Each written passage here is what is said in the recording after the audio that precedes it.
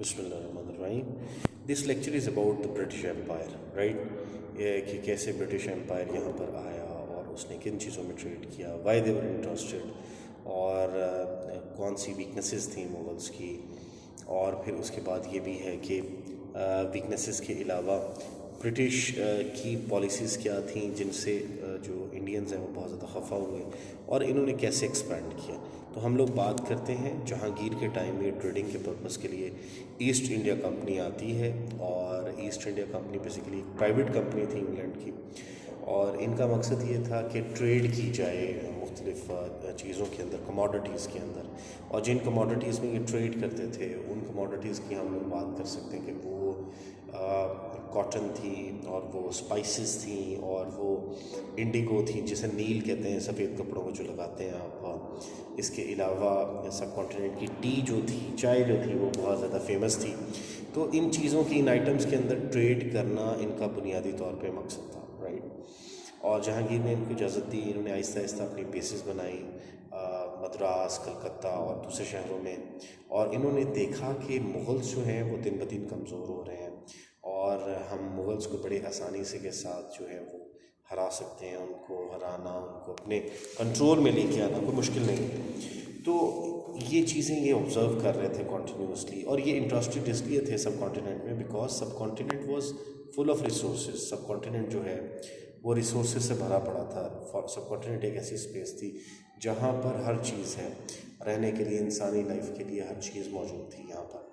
تو اس وجہ سے ان کے لیے ان کا مین ایریا آف انٹرسٹ یہ تھا کہ یہاں پر ہم لوگ تمام تر ریسورسز کو حاصل کر لیں، ہم تمام تر چیزوں کو حاصل کر لیں، ٹھیک ہے. تو اب یہ مختلف وجوہات تھیں جن کی وجہ سے برٹش یہاں پر آئے. اب ہم لوگ بات کرتے ہیں مغلس کی جو ویکنیسز ہیں. مغلس کی جو ویکنیسز ہیں ان کے اندر مینلی جو ایلیمنٹ شامل تھا اس میں یہ تھا کہ مغل جو تھے ان کی وہ جو وار سکلز تھیں وہ بڑی ویک ہو چکی تھیں، اور جو وار کی ان کی اسٹریٹجیز ہیں وہ بھی کافی کمزور ہو چکی تھیں.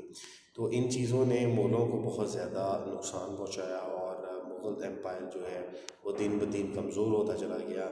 اور اس میں یہ بھی تھا کہ مغل ایمپائر جو ہے نہ صرف ویک ہوا بلکہ اس میں یہ ہوا کہ ان کا جو کنٹرول تھا وہ دن بدن کم ہوتا چلا گیا. سب سے امپورٹنٹ ریزن جس کی وجہ سے یہ کمزور ہوئے that was the in fighting.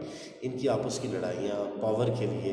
اب 1707 سے لے کے 1719 تک دیر ور 1707 سے لے کے 1719 دیر ور 11 ایمپررز آن دا تھرون آف ڈیلی. تو 11 ایمپررز جو ہیں وہ جو آپس میں جنگیں لڑی، انہوں نے آپس میں ایک دوسرے کے قتل و غارت کی، کانسپریسیز کی، ایک دوسرے کے خلاف سازشیں کی، تاکہ کیا حاصل کر سکیں. حاصل کرنا کیا مقصود تھا؟ پاور حاصل کرنی مقصود تھی، جو ہے رول حاصل کرنا مقصود تھا.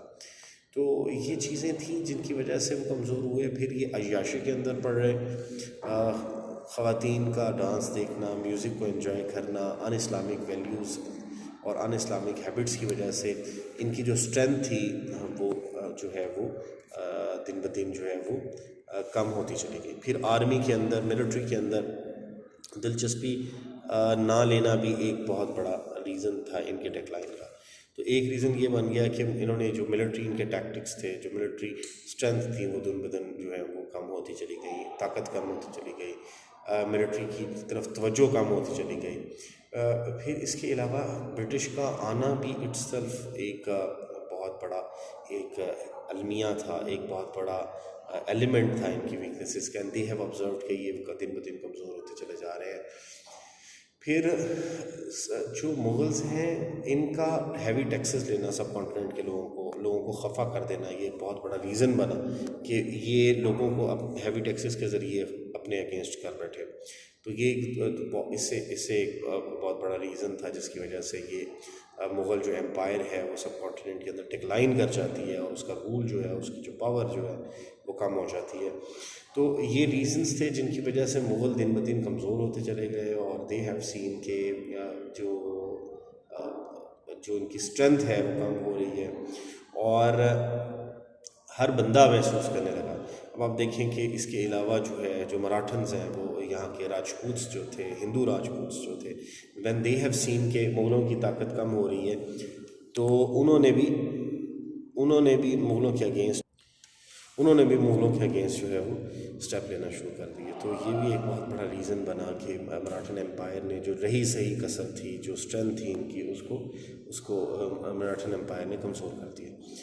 اب ہم لوگ آگے دیکھتے ہیں تو اس میں ایک اور اہم ایلیمنٹ یہ ہے کہ برٹش جو ہے وہ جب دیکھ رہے تھے کہ مغل کمزور ہو رہے ہیں تو انہوں نے اس وقت کا، اس ٹائم کا جو ہے وہ فائدہ اٹھایا. وہ تو پہلے چاہتے تھے، they were the actually looters that have come to sub continent, اور جن کا مقصد ہی کیا تھا کہ لوٹنا اور لوگوں کو لوٹ کے تو اپنی جو تجوریاں ہیں اور اپنے جو گھر ہیں اور اپنے سیف جو ہیں ان کو بھرنا. اور انہوں نے سب کانٹیننٹ کے ساتھ یہ کیا کہ they have لوٹیڈ the resources of the sub continent. Sub continent ایک ایسی جگہ تھی جہاں ہر چیز تھی، ہر بیسک ایلیمنٹ سے لے کے تمام تر ڈیولپ چیزیں تھیں. تو یہ تو ہوگی ویکنسز آف دا مغل کہ کیوں یہ ویک ہوئے اور ان کے اوپر برٹش نے کیوں جو ہے وہ رول کیا. پھر اب اس میں برٹش کی ایکسپینشن ہے کہ کیسے ایکسپینڈ کرتے ہیں، کیسے یہ سب کانٹیننٹ کے اندر کنٹرول حاصل کرتے ہیں. تو اس میں ان کے اندر ان کی ڈفرینٹ وارز ہیں، ان کی ڈفرینٹ پالیسیز ہیں جن کے ذریعے وہ سب کانٹیننٹ کے اوپر نہ صرف حکومت کرتے ہیں بلکہ وہ سب کانٹیننٹ کے مختلف ریسورسز پہ مکمل طور پہ قبضہ کر لیتے ہیں. تو اس میں سب سے پہلی چیز یہ ہے کہ مغل جو ہیں، آپ دیکھو گے کہ ان کی پاور تو جو تھرون آف دہلی تک، دلی کے تھرون تک صرف رہ گئی تھی. تو اس میں جو پہلی بیٹل ہے جس میں مغل ہارتے ہیں یہ سراج الدولہ کے ساتھ ہے، جو بیٹل آف پلاسی ہے، اور 1757 میں یہ سٹارٹ ہوتی ہے، اور جس میں رابرٹ کلائیو بڑی چالاکی سے میر جعفر کو اپنے ساتھ ملا کے تو جنگ جیت لیتا ہے، اور اپنے وار ٹیکٹکس کے حوالے سے اور چالاکی سے اور میر جعفر کی غداری سے، ٹریٹرشپ سے، دھوکے دہی سے وہ جنگ جیت جاتا ہے. اور پھر جو سیکنڈ وار ہوتی دیٹ واز بکسار ان 1764، جس میں جو شاہ عالم II ہے اور پھر اس کے بعد میر قاسم ہے وہ جنگ لڑتے ہیں. لیکن اس میں بھی رابرٹ کلائیو کی اسٹرینتھ زیادہ ہوتی ہے اور رابرٹ کلائیو وہ جنگ بڑے آسانی سے جیت جاتا ہے. پھر اس کے بعد باقاعدہ جو ہے وہ برٹش اپنی پالیسیز بنگال کے اندر، بنگال ایک بڑا صوبہ تھا، وہاں پر ان کا کنٹرول ڈیولپ ہو جاتا ہے تو اپنی پالیسیز کو انٹروڈیوس کرواتے ہیں. مغل امپائر جو تھا وہ دلی تک رہ گیا تھا مین، اور ان کی جو رہی صحیح کثر تھی وہ مراٹھنس نے کم کر دی تھی. پھر ہم لوگ اگر ہم 18ویں صدی کی یعنی 18 سینچری میں دیکھتے ہیں تو آپ یہ دیکھو کہ جو میسور کے بادشاہ تھے ٹیپو سلطان حیدر علی کے ساتھ جنگ لڑتے ہیں جس میں برٹش ہارتے ہیں.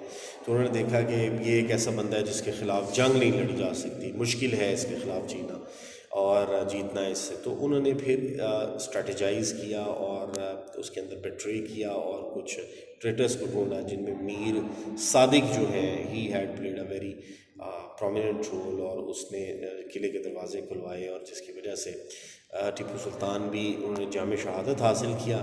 اور اس طرح سے جو حیدرآباد ہے، اس حیدرآباد دکن جو ہے اس کے اوپر بھی برٹش کنٹرول ڈیولپ ہو جاتا ہے. اب پھر اس کے بعد جو اسٹرانگ امپائر تھا سب کانٹیننٹ میں مغلوں کے ختم ہونے کے بعد، دیٹ واز دا مراٹھن امپائر. ان کے پیشواز تھے، پیشواز جو تھے ہندو لیڈرز جو ہیں مراٹھنس کے، یہ ٹرائب بہت زیادہ دلیر ہیں اور بہت زیادہ فائٹنگ میں بہت اچھے ہیں. دو کہ ان کے پاس کنونشنل ویپنز ہیں، ایڈوانس ویپنز نہیں ہیں، کیننز لائک برٹش کم ہیں، لیکن یہ لڑنے میں بہت اچھے ہیں. یہ لڑنے کے اسکل میں بہت زیادہ کمال تھے. تو ان کے خلاف اب لڑا جانا تھا، ان کے خلاف جنگ ہونی تھی، ٹھیک ہے. تو لیکن برٹش کو ان کے خلاف جنگ لڑنے میں بہت ایک لمبا ایک عرصہ لگا. 1801 سے لے کے 1818 تک انہوں نے ایک لانگ وار لڑی اگینسٹ دا مراٹھنز، لیکن وہ آخر میں کامیاب ہو گئے. اب اس کے علاوہ برٹش سب کانٹیننٹ پہ مختلف پالیسیز انٹروڈیوس کرواتے ہیں، جیسے برٹش ایجوکیشن سسٹم ہے، کو ایجوکیشن سسٹم انہوں نے انٹروڈیوس کروایا، اور جینڈر کا خیال نہیں کیا. تو لوگوں کو بہت زیادہ اس بات سے ڈسٹربنس ہوئی.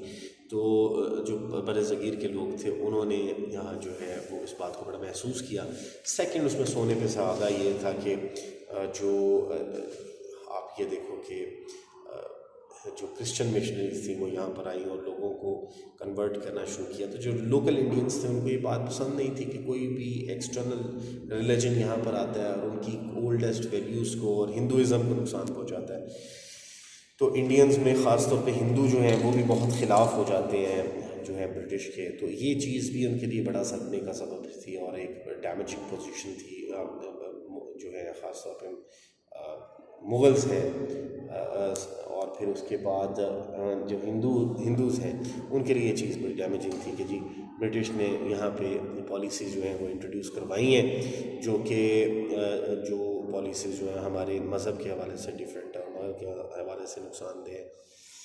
پھر آپ یہ دیکھو کہ برٹش نے پردہ بھی ختم کروا دیا اس ڈیوریشن میں, اور پردہ کا چینج ہو جانا یہ بھی ان کے لیے بڑا تکلیف دہ عمل تھا. پھر داڑھی کے اوپر جو ہے وہ بیئرڈ ٹیکس تھا اور پھر یہ بھی تھا کہ اس کے اندر جو خاص طور پہ مغل جو ہیں وہ اب آپ یہ دیکھو کہ even they do not allow any Indian to sit against them, ان اپنے سامنے کھڑا نہیں ہونے دیتے تھے.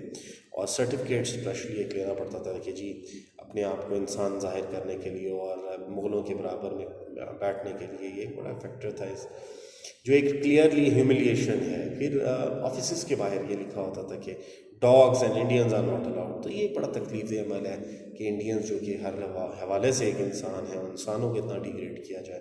اور یہ ریزنٹمنٹ انڈینز کے دل کے اندر ڈیولپ ہوئی اور انہوں نے جو برٹش ہے رول ہے اس کے خلاف کام کرنا شروع کیا. تو اب ہم لوگ مزید اس پہ بات کرتے ہیں کہ یہ تو ایک چیز بڑی خاص تھی کہ جو برٹش ایمپائر تھا سب کانٹیننٹ میں وہ اسٹرینتھن ہو رہا تھا دن بدن. انہوں نے اپنی لینگویج کو بھی آفیشیل بنا دیا 1830s کے اندر اور اس کو آفیشیل لینگویج بنا دیا. تو یہ ایک بھی ایک ڈیمیجنگ فیکٹر تھا. اب دیکھیں کہ ان پالیسیز کی وجہ سے آگے وار آف انڈیپینڈنس ہوگی. وار آف انڈیپینڈنس کے اسباب یہ ہیں, ان کے ریزنز بھی یہ ہیں جن کو ہم ڈسکس کر رہے ہیں. خیر ایکسپینشن کی طرف دوبارہ آتے ہیں تو اب انہوں نے یہ پالیسیز انٹروڈیوس کروا لی جو بڑے پروونسز تھے, بڑے صوبے ہیں وہاں پر. اور اس میں یہ بھی ہے کہ پھر ان کا انکاؤنٹر ہوتا ہے سندھ کے جو ٹرائبس ہیں, اس میں بنگال کے لوگ اور پنجاب کے لوگ ان کا ساتھ دیتے ہیں. تو یہ برٹش ہمیشہ سے ایک پالیسی پہ کام کرتے تھے, ڈیوائڈ اینڈ رول پالیسی پہ, اور انہوں نے ونس اگین اسی پالیسی کو استعمال کیا. اور انہوں نے کیا کیا ہے کہ انڈینز کو اسٹوپڈ جو ہیں انڈینز کے اگینسٹ یوٹیلائز کیا ہے اور ان کو جو ہے وہ استعمال کر کے سندھ کے اندر اپنی جو رول ہے اس کو کنسولیڈیٹ کرتے ہیں, سندھ کے اندر اپنے رول کو جو ہے وہ اسٹرینتھن کرتے ہیں. اس کے علاوہ یہ ہے کہ آپ دیکھو کہ وار اگینسٹ جو اس کے علاوہ جو ہے وہ وار اگینسٹ پنجابیز ہے. جب سندھی ہار جاتے ہیں 1844 میں تو آخر میں باری آتی ہے 1849 میں راجہ رنجیت سنگھ کی گورنمنٹ کی, اور سکھ جو ہیں وہ ایک گریٹ سکھ وار کے اندر ہارتے ہیں. ٹھیک ہے, اور اس طرح سے برٹش کا کنٹرول بڑے بڑے صوبوں پنجاب, سندھ, حیدرآباد, بنگال اور آلموسٹ سارے سب کانٹیننٹ میں ہو جاتا ہے. اب مزید چونکہ برٹش جو ہیں وہ لینڈ گریبرز بھی تھے, لینڈ کو چوری کرنے والے بھی تھے. انہوں نے ایسی پالیسی انٹروڈیوس کی جیسے ڈاکٹرائن آف لیپس تھی 1852 میں کہ جی اگر ایک بادشاہ فوت ہو جاتا ہے اور اس کے صرف بیٹیاں ہی ہیں تو وہ ساری لینڈ جو ہے وہ it will belong to the British empire. تو یہ خاص طور پہ جو ہے وہ ایک بڑا سانحہ تھا, ایک بہت بڑا جو ہے وہ زیادتی تھی اور ایک بہت بڑی آپ کہہ لیں کہ اٹ واز اے ٹریجڈی کہ سب کانٹیننٹ کے لوگوں کے لیے ان کی زمینیں ان سے لی جا رہی ہیں اور قبضہ کیا جا رہا ہے. تو اس سے بات ظاہر ہوتی ہے کہ برٹش جو ہے وہ ایک قبضہ گروپ تھا اور ان کا مزید اس سے زیادہ کوئی بھی ان کی ایمبٹ نہیں تھی, ان کی سوچ نہیں تھی, ان کی ویژن نہیں تھی. یا لٹیرے تھے جنہوں نے دنیا میں مختلف حصوں میں حکومت کی. سو ہم نے جو اس میں ڈسکس کیا that was first of all ہم نے ڈسکس کیا کیسے برٹش آئے, ان کی ویکنیسز کیا تھیں, ان کی پالیسیز کیا تھیں, اور expansion of the British empire کیسے ہوتا ہے. Thank you so much.